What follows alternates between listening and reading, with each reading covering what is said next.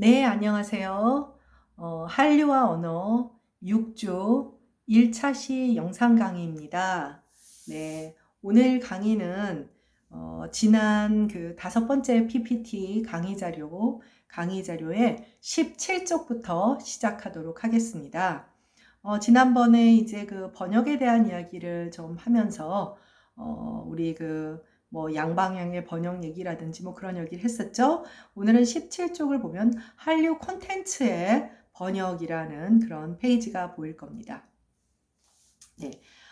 이제 특히 한류라고 하는 그런 우리가 내보내게 되는 송출하게 되는 문화 상품들은 메이저 언어가 아니죠. 영어가 아니고 또 뭐 스페인어나 뭐 이런 언어가 아니기 때문에 당연히 어떤 번역의 과정을 거쳐야 되는데 이제 그 번역의 매체도 있고 번역의 주체도 있고 번역의 양상도 있고 그래서 여러 가지 특성에 대해서 좀 더 살펴보도록 하겠습니다. 일단은 전통적인 그런 미디어가 아닌 새로운 미디어, 새로운 매체의 번역이 등장하게 됐죠. 이제 뭐 유튜브라든지 뭐 넷플릭스라든지 특히 요즘 뭐 어떤 그 비대면 언컨택트라고 했나요? 이제 어떤 비대면의 상황이 많아지면서 특히 이런 매체들이 좀 더 특히 이번 코로나 사태를 거치면서 활성화되지 않을까 하는데 이런 경우 서로 다른 두 개의 언어가 만나게 되니까 당연히 이제 번역의 문제가 대두되게 됩니다. 번역 주체의 변화 내지는 다변화라고 해서 과거에는 뭐 외국어 조금 하면 번역 작업에 참여하는 경향이 있었다면은 지금은 이제 통번역 대학원이라든지 해서 전문 번역사도 있지만 그 외의 여러 가지 그 콘텐츠를 생산하는 그런 사람들이 직접 번역을 하는 그런 경우도 이제 등장하게 된 것 같아요. 그 다음에 한류 콘텐츠, 우리는 이제 한류 콘텐츠에 대해서 관심을 많이 가지게 되니까 한류 콘텐츠 번역의 특성을 살펴보면 이 번역의 특성은 기본적으로 지난번에 얘기했던 양방향의 번역의 특성을 갖게 됩니다. 이것은 기본적으로 우리가 메이저한 언어가 아니기 때문에 그런 양방향의 번역이 특히 기본 속성이 되는 것 같고요.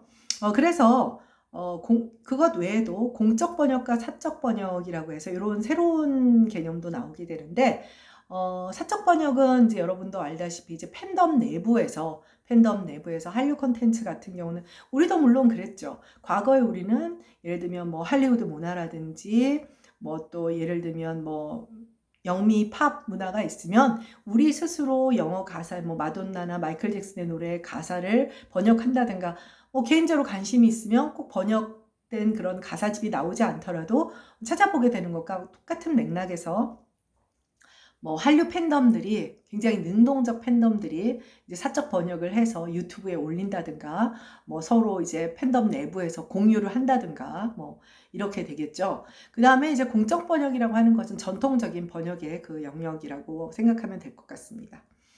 생산자의 번역과 소비자의 번역이라고 했는데 생산자의 번역 역시 공적 영역이 되죠. 이것은 이제 기본적으로 한류 콘텐츠를 수출하는 경우 혹은 반대 입장도 똑같습니다. 어떤 콘텐츠를 수출하는 경우에 문화 수출을 하는 경우에 생산자의 입장에서 아예 번역 작업을 해서 같이 이제 수출을 하는 거죠.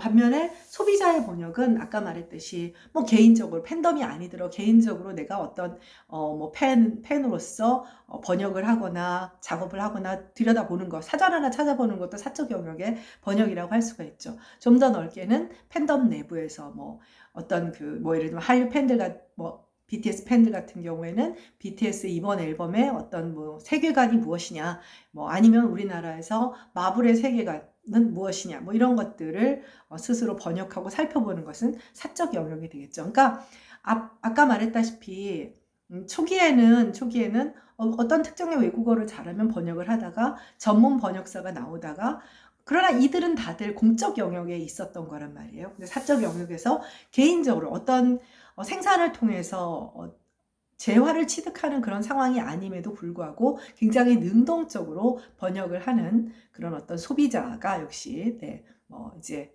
그 생비자 입장과 같은 일맥상통하는 그런 면이 있겠죠. 그래서 공적 영역, 사적 영역 번역이 생산자와 소비자의 영역과 또 연결되는 부분이 있다는 것을 우리가 확인할 수 있을 겁니다. 다음 페이지로 가겠습니다. 네, 이제 번역의 유형에 대해서 이제 쭉 살펴보게 될 거예요. 그래서 다음 페이지 넘겨보면 출판 번역, 실용 번역, 영상 번역, 뭐 이렇게 자막 번역, 뭐 여러 가지 번역이 나옵니다. 이제 우리가 피상적으로 생각하는 것보다 훨씬 더 번역의 유형이 다변화되고 있다라는 것을 이제 우리가 한번 확인해 보게 될 것 같습니다. 그래서 일단은 가장 전통적이고 우리가 번역이다라고 하면 떠오르는 것이 이제 문학 번역이겠죠. 문학 번역. 이제 문학 번역이라고 하는 것은 이제 뭐 사실은 이제 출판 번역이에요. 우리가 일반적으로 번역이 되어서 출판되는 것들은 문학 작품이라든지 좀 더 포괄적으로 인문 사회과학 서적 정도겠죠. 그래서 이러한 문학 번역이 가장 대표적인 그리고 보편적인 그리고 전통적인 그런 번역 유형이라고 할 수가 있습니다. 고전적인 입장에서 번역의 영역을 크게 문학 번역과 비문학 번역으로 구별을 해요. 그래서 문학 번역 이외의 다른 모든 번역을 비문학으로 통칭할 만큼 문학 번역은 번역의 영역에서는 아주 정말 절대적인 메이저한 영역으로 취급이 되죠. 학문으로서의 번역 담론이란, 그러니까 이제 우리가 일반적으로 생각하는 일반적인 용어에서의 번역, 뭐 출판을 하거나 상업적인 목표를 갖고 있거나 뭐 이런 번역을 제외하고 학문으로서의 번역학이라고 하는 학문이 있을 거 아니에요. 그래서 번역 담론, 네, 그래서 이런 경우에도 역시 마찬가지여서 근대적인 번역학은 다 문학 번역을 지칭하는 것이 될 수밖에 없습니다. 그러니까 우리가 지금 미디어 혁명을, 뉴미디어의 출현을 통한 미디어 혁명을 통해서 어떤 매체들이 발전하는 것을 보아왔지만 그래도 여전히 여러분들 어떻습니까? 지금 온라인 수업 불편한 면들이 없지 않아 있잖아요. 그런데 그래도 그 와중에 우리가 책이라고 하는 매개체들, 또 뭐 문자화된 매체들, 이런 것들이 사실은 넓은 의미에서 뭐랄까요? 문자로 된 시각적인 그 문자로 출판된 것들의 위력이라고 할 수 있거든요. 그래서 사실은 아직까지도 이 문학 번역이 번역의 주된 그런 그 분야인 것은 부정할 수는 없습니다. 자, 그렇다면 이제 한번 문학 번역이라는 게 뭐냐, 뭐 뻔하다라고 생각되겠지만 문학 텍스트가 무엇인지를 정의하는 것만큼 사실 문학이 뭐냐라고 하는 것에 대한 답을 얻는 것만큼 어렵다고 합니다. 그래서 일반적으로 문학 번역은 텍스트의 내용 전달보다 문학적 심미적 측면의 전달이 더 큰 비중을 차지하는 번역. 그러니까 간단히 말하면 언어의 아주 기본적인 기능, 지시적 기능이라고 하는 것이 있어요. 언어에는 6가지 기능이 있는데 가장 이제 소위 말해서 1차적인 기능이 지시적 기능이거든요. 그러니까 정보를 전달하는 기능인 거예요. 그런데 가장 고차원한 기능은 시적 기능이거든요. 근데 시적 기능은 어떻습니까? 일부러 문법을 알면서 문법을 일탈하기도 하고 또 원래 사용하는 사전적 의미를 벗어난 어휘를 사용하기도 하고 표준어에선 쓸 수 없는 방언적인 특성을 살려 어휘를 선택하기도 하고. 근데 그렇게 하는 이유는 뭐죠? 문학적, 특히 심미적. 왜냐하면 문학이라고 하는 것은 그 예술이잖아요. 그렇죠? 네. 그래서 그렇기 때문에 이게 기본적으로 문학 번역은 정보 전달이라고 하는 1차적인 것 위에 더 중요한 어떤 언어의 시적 기능이 가미되어서 문학 번역은 재창조의 작업이다. 그러니까 번역가에서 새로운 작품으로 창조되는 것이다 라고 극단적으로 평가하기도 한다고 합니다. 작품성을 인정받은 소위 문학적 걸작의 영역으로 범위를 한정시키자고 할 때 명저 번역, 작품 번역, 고전 번역 이런 용어들을 사용을 하기도 하죠. 그래서 뭐 요즘 알베르 까미의 페스트가 다시 읽힌다라고 하는데 뭐 알베르 까미의 작품이 뭐 한두 개가 여러분들 뭐 예를 들면 여학생들이니까 뭐 페스트는 안 읽었어도 어린 왕자는 한두 번 보잖아요. 그럼 어린 왕자 버전이 정말 많아요. 정말 많아요. 그러니까 어린 왕자 버전 같은 경우는 프랑스어로 된 것을 직접 번역하는 애들도 있고, 프랑스어가 영어로 거쳐서 다시 한국어로 번역하는 것도 있고, 프랑스어나 영어를 통해서 일본어로 번역된 것을 한국어로 번역한 것들도 있어요. 어찌되었건 이런 그 뭐 번역 과정을 떠나서 이런 것을 명저 번역, 이제 정말 유명한 그런 명저 번역의 경우에는 시대에 따라 상황에 따라서 계속 새로운 번역본이 나오게 되겠죠. 그러면 이제 이 번역본들만 비교를 해봐도 연구사적 가치가 있을 거예요. 또 우리나라에서 이제 고전 번역이라 하면 뭐 한문으로 된 그 뭐 두보의 시를 번역한 두시에 대한 번역을 한다든지, 뭐 그다음에 뭐 어떤 뭐 법화경 원해가 있다, 뭐 법화경이라고 하는 한문으로 된 이제 뭐 책이 있다, 그럼 그런 것을 한글로 번역을 한다든지. 그래서 주로 한문학이라고 하죠. 국어국문학과에는 이제 고전문학 가운데 한문학이라고 하는 분야가 있습니다. 근데 그 한문학에서 주로 한문으로 된 것들을 고전 국역 작업이라고 하죠. 고전 국역 작업. 국역, 우리말로 번역을 한다. 단순 번역이라고 안 하고 국역이라고 합니다. 그래서 이런 것들을 가장 이제 대표적인 번역 요령 가운데 하나인 문학 번역이라고 포괄해서 설명을 하고, 다른 말로 출판 번역이라고 한다는 것은 우리가 지난 주에 배웠습니다. 다음 페이지로 갈게요. 문학 번역은 이제 출판 번역 얘기가 나옵니다. 문학 번역은 대부분 도서 형태로 출판되고 소비되므로 넓게 보면 출판 번역의 영역에 포함이 되죠. 그런데 이제 문학 작품만 번역을 하는 것은 아니잖아요. 뭐 여러분들 중고등학교 때 총균세를 읽어야 된다. 요즘 뭐 유발 하라리 뭐 이스라엘 그 이제 문명학자들 책이죠. 뭐 사피엔스라든지 뭐 리처드 도킨슨의 이기적 유전자라든지, 유명한 뭐 마이클 샌들의 뭐 정의란 무엇인가라든지, 이런 어떤 인문사회과학 서적, 뭐 포괄적 의미에서 인문서라고 합니다. 네.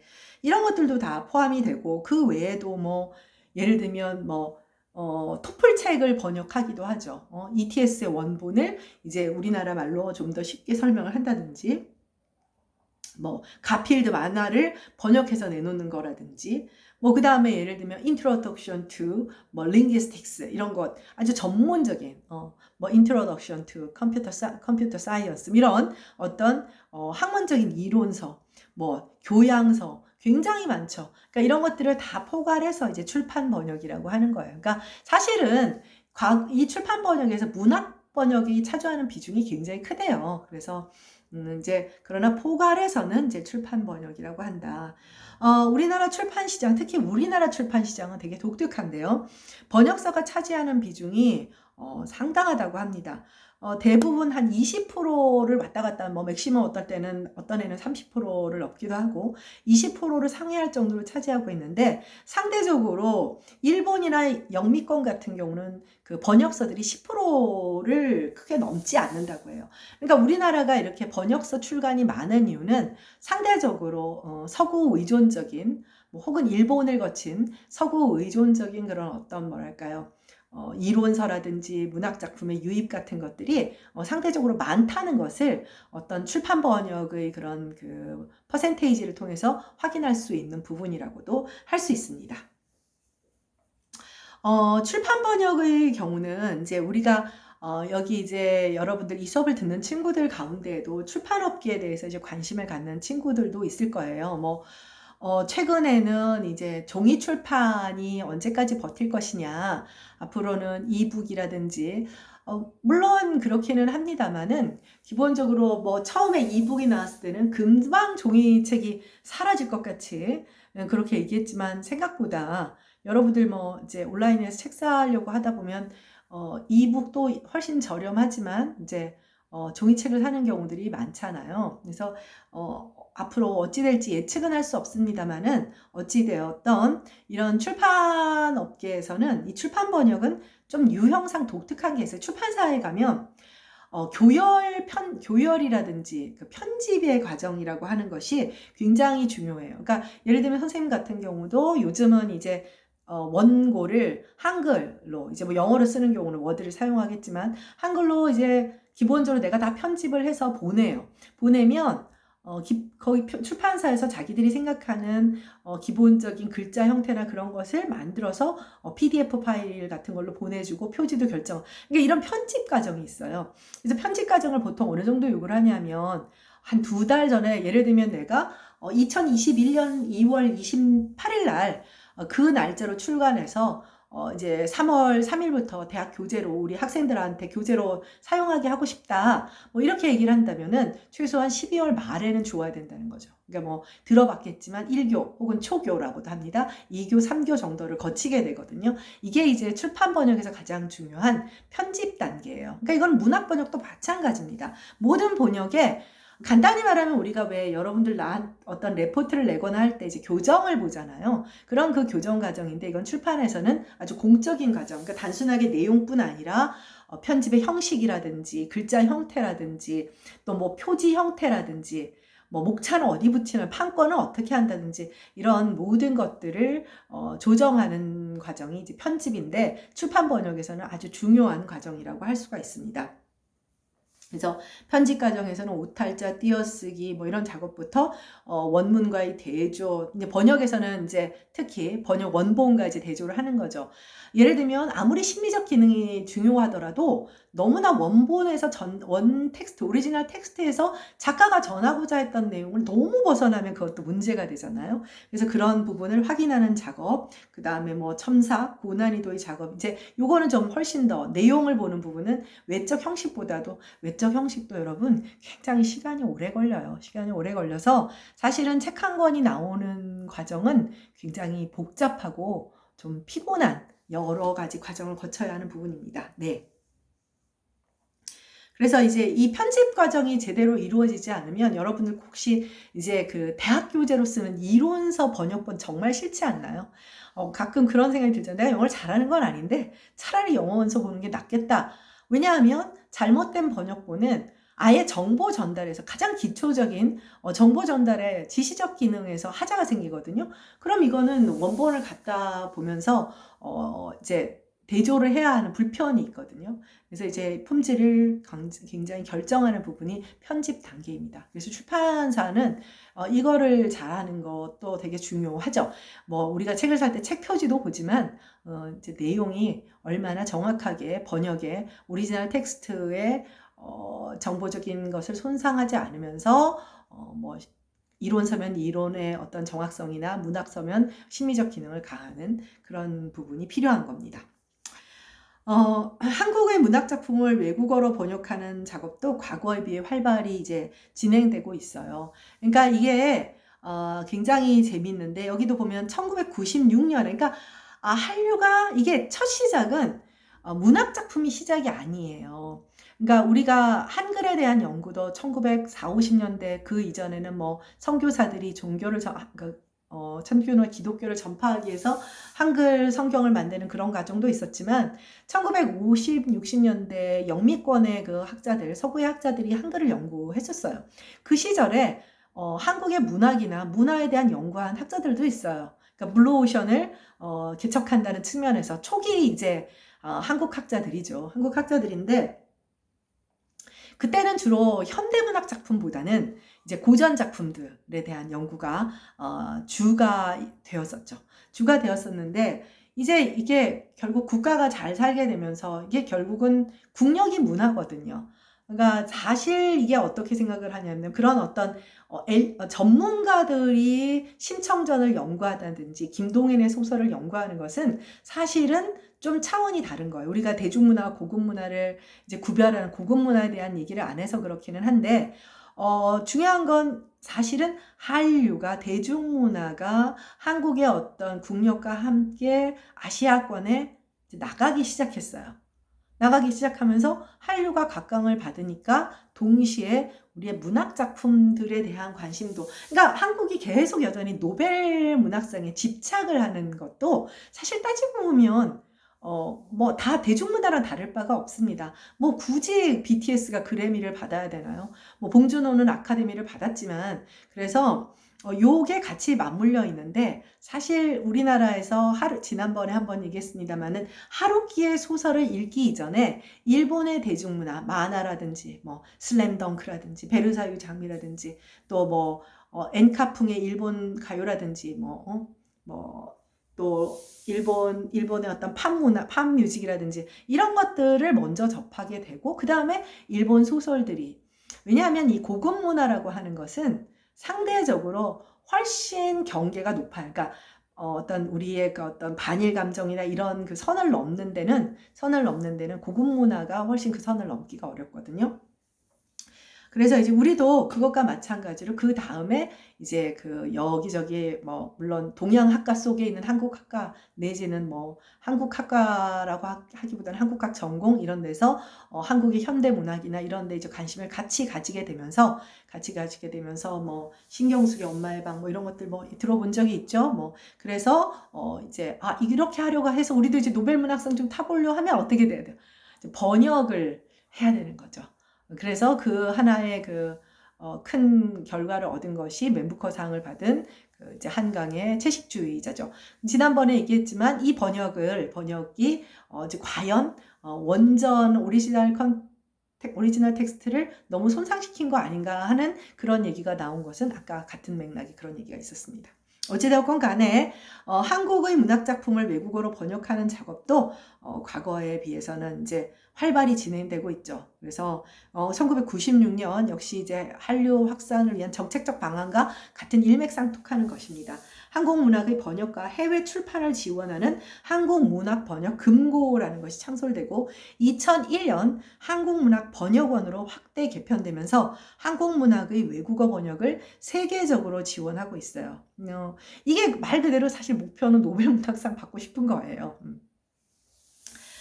뭐 그렇게 좀 너무 내가 폄하하는 경향이 있다라고 느껴지는지는 모르지만 모든 작가가 그런 것은 아니지만 정책적인 차원에서 네. 그래서 한국문학의 외국어 번역은 언어권별로 사정은 다르지만 주로 한국인과 외국인이 한 조가 되어 이루어지는 경우가 많습니다. 많아서 그러니까 한강의 채식주의자의 번역에서 가장 문제가 되었던 건 뭐냐면 두 작가가 이제 한 사람은 영어를 잘 못하고 한 사람은 한국어를 문어로만 아는 거예요. 그래서 물론 서로 이제 커뮤니케이션이 이루어졌겠지만 가장 좋은 방법은 뭐냐면 작가를 제외하고 한국어와 영어 파트너가 함께 있는 것. 그것이 이제 가장 좋은 것이죠. 네. 다음 페이지로 가도록 하겠습니다.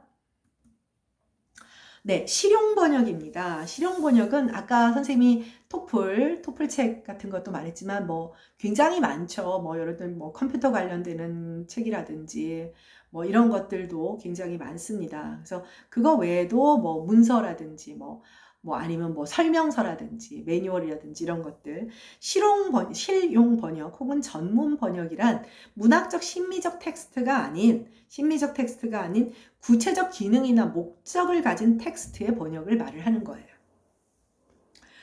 문학 번역이나 출판 번역 이외 국내의 번역 시장에서는 우리가 이제 표면적으로 이런 부분들에 대해서는 잘 모르지만 실무적으로는 굉장히 중요하겠죠. 굉장히 중요하고 뭐 예를 들면 그 MOU를 맺는다든가 또 뭐 수출 계약을 맺는다든가 얼마나 중요합니까? 그래서 그런 경우에 이제 사실 문학 번역 못지않게 굉장히 중요한 번역 영역이라고 할 수가 있습니다. 실무적으로는 문학 번역 못지않게 중요한 역할을 담당하고 있고 실용 번역이라 해서 호적 등본, 각종 증명서 번역을 또 떠올리죠. 그것도 당연히 필요하고요. 계약서, 입찰 서류, 법률 문서, 뭐 컴퓨터 프로그램, 기업 정관 다양한 그런 자료들을 외국어로 번역하기도 하고 또 혹은 외국에서 들어오는 것들을 한국어로 번역하는 우리나라는 기본적으로 양방향의 번역을 바이디렉셔널한 그냥 번역을 필요로 할 수밖에 없거든요. 그래서 그런 것을 기억하고 있으면 될 것 같습니다. 다음 페이지로 넘어가겠어요. 네, 영상 번역입니다. 영상 번역. 네, 이제 특히 이제 한류 콘텐츠와 관련된다면 이제 영상 번역이 아주 중요하죠. 그러니까 한류 콘텐츠는 종이를 통해서 나아가기보다는 주로 이제 그 방송 송출 혹은 이제 여러 가지 그 뭐랄까요, 온라인 그런 미디어를 통해서 전달되는 것이기 때문에 우리한테 이제 조금 특히 이 과목에서 관심을 주로 많이 가져야 하는 부분이 영상 번역인 것 같아요. 영상 번역이란 비디오 영화를 포함한 다양한 영상물을 번역하는 것을 말합니다. 초기의 영상 번역은 뭐였냐면 그러니까 선생님이 이제 1990년대 이제 우리 90년, 97년 한류 어쩌고 저쩌고 하지만 사실 본격적으로 이제 한류의 어떤 컨텐츠들이 수출되는 것이 2000년대잖아요. 근데 선생님이 한참 이제 대학생이 돼서 어떤 이런 대중문화 자료들을 받을 때는 비디오방이라고 하는 게 있었어요. 그럼 비디오방은 뭐냐? 비디오거든요. 그럼 무슨 얘기인지 알겠죠? 지금 여러분들이 뭐 BTV라든지 뭐 스카이라이프라든지 거기에서 영화를 볼 때 자막들이 나오죠. 자막들이 나오는. 그래서 그때는 대부분 더빙판은 없고요. 더빙판은 없고 이제 비디오에 한글 자막이 붙어요. 그러니까 예전에는 우리가 주로 문화적으로 이제 소비만 하는 수입을 하는 사람들이니까 주로 영상 번역이 뭐였냐면 이제 한국어로 번역을 하는 입장이었죠. 네. 그러나 물론 지금은 아닌 양방향의 번역이 이루어지고 있습니다. 일반적으로 영상 번역이라고 하면 영화의 번역, 그것도 외국 영화의 한국어 번역만을 떠올리게 되지만 실제로는 홍보 영상물, 다큐멘터리, 애니메이션, 취재자료 등 다양한 영상물들이 존재하며 외국어에서 한국어 방향의 번역뿐 아니라 한국의 영상물을 외국어로 번역하는 작업도 대부분 국내의 번역사들에서 이루어지고 있어요. 우리는 간단히 말해서 그거예요. 다 우리가 할 수밖에 없어요. 왜? 아쉬운 놈이 땅을 파는 거니까요. 그러니까 우리가 메이저 랭귀지가 아니니까. 영상 번역은 크게 번역을 할 대상에 따라서 비디오냐, 영화냐, 뭐 TV냐, 뭐 여러 가지 나머지 영상물들은 뭐 어떤 기록물 같은 것들도 있겠죠. 그래서 번역 대상에 따라 비디오 번역, 영화 번역, TV 영화 번역, 뭐 드라마 번역도 있을 수 있고요. 기타 영상물 번역으로 구별되고 상황에 따라 자막 번역을 하는 경우도 있고 더빙 번역을 하기도 됩니다. 이게 이제 자막 번역을 하는 거냐, 더빙 번역을 하는 거냐. 그러니까 우리 이제 봉준호가 그랬잖아요. 그 뭐 1인치의 자막의 한계만 뛰어넘으면 더 많은 컨텐츠들을 우리가 접할 수 있다. 그러니까 말하자면 자막을 불편해하지 말아라. 근데 지난번에 우리가 미국 내에서 그 외국어, 제2외국어를 배우는 학생들이 점점 줄어든다고 했었잖아요. 그리고 이제 봉준호가 이제 트럼프가 왜 아카데미상을 외국 사람들한테 줬냐, 한국에 줬냐 이렇게 얘기하면서 자국의 영화에 줘야 된다라고 하니까 이제 일부 몇몇 미국 사람들이 그랬죠. 뭐 트럼프는 아마 자막을 읽을 줄 모를 것이다. 네. 사실은 영미권의 경우에는 뭐 아쉬울 게 없죠. 내가 굳이 우리는 하도 자막을 보니까 쉽게 보고 또 한글이요. 영어보다 자막으로서의 그 기능이 좋아요. 왜냐하면 동일한 둘 다 영어 알파벳이나 한글이나 음소 문자지만 한글은 음소 문자지만 음절 단위로 묶어놓은 문자. 이걸 뭐라 그러냐면 표음 문자, 즉 음소 문자를 표의적으로 사용한다고 해요. 그러니까 표의적으로 사용하다 보니까 시각적인 효과가 커서 독서의 능률이 훨씬 좋아요. 풀어쓰기란 알파벳보다. 그러니까 영미권 하자들, 그러니까 소위 로마자를 쓰는 그 사람들이 어떤 자막을 읽는 것보다는 우리가 한글 자막을 읽는 것이 훨씬 편하다라는 어떤 문자론적인 우위도 사실은 관련성이 있습니다. 더빙 번역은 이제 나중에 이제 자막 번역, 더빙 번역 다 얘기를 하겠지만 여러분은 더빙 별로 안 좋아하죠. 근데 이제 아기들 어릴 때 같은 경우 뭐 아이스 에이지를 보러 가는데 다 가면 뭐 김제동의 목소리다, 뭐 유재석의 목소리다, 뭐 이렇게 해가지고 더빙을 해서, 왜냐면 애들이 자막을 뭐 사실은 읽기가 어렵잖아요. 뭐 요즘 뭐 우리나라 애들이 일찍부터 한글을 안다고 하더라도 재빨리 읽기가 어려우니까 그래서 자막을 넣기도 하고, 또 TV 영화에서도 여전히 자막이 아닌 자막이란다. 더빙, 만화 영화 더빙을 하기도 하고, 지금 최근에는 거의 못 본 것 같은데 TV 영화에서도 더빙판이 간혹 보이기도 해요. 한 90년대까지는 주말의 영화라고 해서 아마 여러분들 들어봤을 거예요. 그러니까 외화 수입이 그렇게 자유롭지도 않고 또 영화관에 가서 그렇게 뭐 영화를 보는 것들이 연례 행사 같았던 그러한 시절들도 있었어요. 7, 80년대. 그럴 때는 TV 방송국에서 그 더빙을 한 주말의 영화를 보여주면 뭐 모두 모여서 이제 그 영화를 봤던 그런 시절도 있습니다. 네. 오늘날에는 이제 특히 한국어의 경우에 자막 처리를 여기서 지금 설명하는 것은 한국 사람의 경우에 자막 처리를 선호한다라는 그런 이야기입니다. 다음 페이지로 가도록 하겠습니다. 네, 자막 번역입니다. 자막 번역은 비디오 자막 작업과 영화 자막 작업에 차이가 있다고 합니다. 선생님도 잘 몰랐었는데 비디오 자막의 경우는 일반적으로 띄어쓰기를 포함해서 가로 16자씩 2줄 모두 32자에 맞춰 번역을 하고 자막의 위치는 스크린 아래쪽에 놓게 되어 있대요. 반면 영화 자막의 경우 과거 극장 좌석의 경사도가 낮았던 시절에는 스크린 오른쪽에 이렇게 21자 혹은 16자가 허용된 반면 최근 멀티플렉스는 이제 경사도가 좋잖아요. 이제 잘 보이는 거죠. 그래서 관객들의 가시권이 확보되니까 스크린 아래쪽에다가 그러니까 옛날에는 경사도가 낮으니까 이제 오른쪽에 붙였어요. 그러니까 세로로 읽는 거예요. 여러분들은 세로 읽기 힘들잖아요. 근데 옛날에는 신문이건 하다못해 영화 자막도 이제 그 세로로 오른쪽에 세로로 썼지만 요즘은 가로로 이렇게 넣게 되고 있습니다. 어쨌든 이 영화 자막이든 뭐든 제한된 글자 수 안에서 모든 번역이 이루어져야 돼요. 글자 제한이 있는 거예요. 자막 번역은 원어민의 소리를 있는 그대로 들을 수 있다는 장점은 있지만 모든 영상물에 자막을 넣을 수는 없어요. 그래서 자막을 따라가며 읽을 수 있는 건 아니기 때문에 특히 이제 아동 대상 혹은 문맹률이 높은 국가에서는 더빙 번역을 할 수밖에 없는 거죠. 네. 다음 페이지로 가겠습니다. 네, 더빙 번역입니다. 더빙 번역의 경우는 폭넓은 시청자들을 대상으로 하는 그런 TV 영화 번역에서 이제 많이 사용이 됩니다. 그래서 자막 번역과는 달리 또 다른 제약인데 훨씬 더 제약이 많다고 합니다. 그래서 번역된 대상, 그러니까 입이 좀 일치를 해줘야 되는 거예요. 그러니까 영화의 어떤 그 외국인 배우의 입모양과 어느 정도 외국인 배우는 입을 다물었는데 계속 대사가 나오면 안 되잖아요. 이런 것을 입모양에 최대한 대사를 맞추어서 번역본을 만들어줘요. 이것을 립 싱크로나이징이라고 하는 그런 것이라고 합니다. 그래서 I miss you라고 하는 대사를 번역을 하면 자 5음절로 읽혀지잖아요. 그러니까 나는 당신을 보고 싶어요 라고 번역을 해버리면 어떻게 되겠어요? 이미 영화 배우는 입을 다물었는데 발화가 나가게 되겠죠. 그렇기 때문에 이런 경우는 보고 싶어요 라고 음절수를 맞춰야 되는 거죠.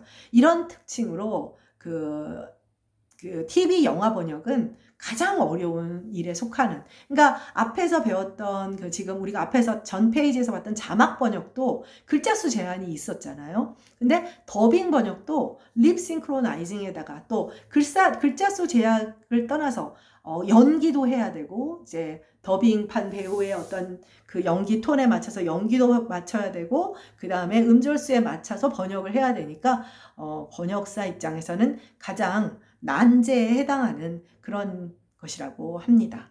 로컬라이제이션이 한 장 남았는데 요거는 다음 차시에 얘기가 좀 다른 거라서 다음 차시에 함께 살펴보도록 하겠습니다. 다음 차시도 더빙과 자막 얘기가 좀 더 추가될 것으로 보입니다. 네, 수고했습니다.